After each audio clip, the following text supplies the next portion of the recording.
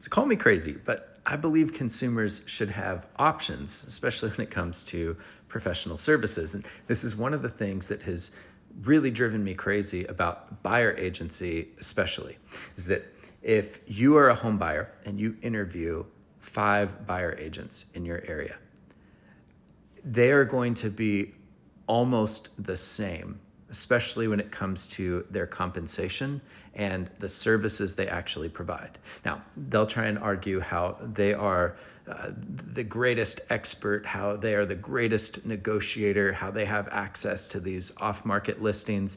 And ultimately, like, the X factor is just, do you like them? Do you get along with them? Like, that's how most people make these decisions.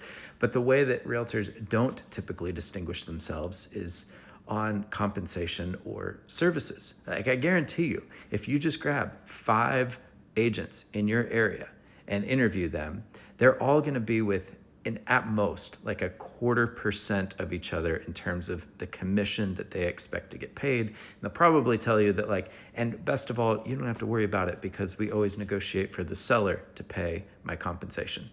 And let me just say, for one, like, sellers aren't just paying buyer agents out of the goodness of their heart. Like, they are baking that cost into the price of the home.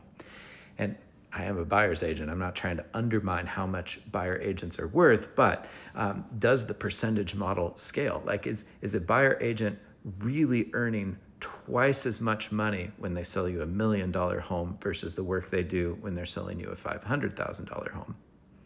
My honest answer is no. And also, does every buyer need the same level of service? Like, does a first-time buyer need the same level of service as somebody who's buying their 3rd home and they're just moving like a couple streets over into a larger house?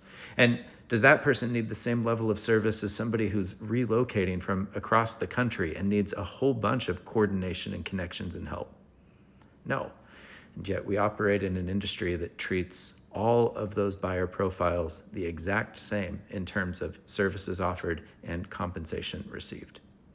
I just think that that's messed up. And so that's why I've really rebuilt the way that I work with buyers to offer different tiers of service. And all of my buyer consultations begin with a conversation to just figure out who you are, what your level of experience and comfort is in the market, what kind of help you actually need.